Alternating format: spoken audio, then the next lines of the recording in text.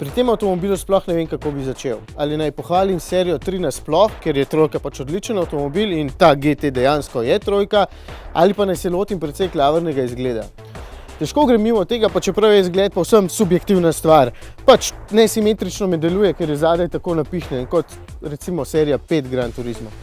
Ampak, hej, Kitajci jih kupujejo, tako da jih bomo očitno gledali še nekaj časa. Začuda imajo radi avtomobile, kjer noge lahko stegnejo tudi zadaj. Pa se njihove Seiko noge niso nič daljše od mojih. No, GT je za 20 cm daljši in 8 cm višji od klasične trojke. Skoraj toliko je dolg kot petica. To pomeni, da je zadaj ogromno prostora in celo prtljažnik ima 25 litrov večjo prostornino od karavanske trojke. Zajeten kos avtomobila je tole, zato sta mi zlasti všeč še kameri spredaj.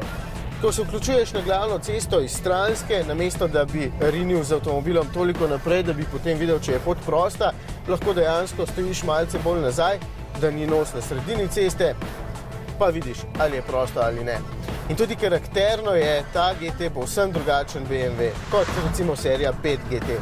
Mnogo bolj umirjen, predvsem pa se slabše pelje. Tak, bolj želejast občutek mi nudi, ker je višji in so potem blažilniki povsem drugače nastavljeni. Če mislite, da je bolj udoben, se motite. Grbine res da lepo požira, a se potem dlje časa umirja in se tudi bistveno bolj nagiba v zavojih.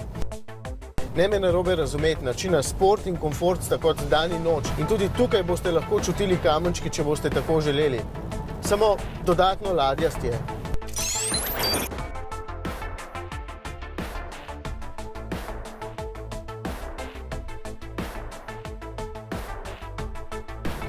Ostalo je zelo dobro, sedeža sta tudi spredaj zelo udobna, no kakšen lapsus pa vseeno najdem. Recimo tega, da dvokanalne klimatske naprave ni mogoče sinhronizirati in moram nastavljati vsako temperaturo posebej.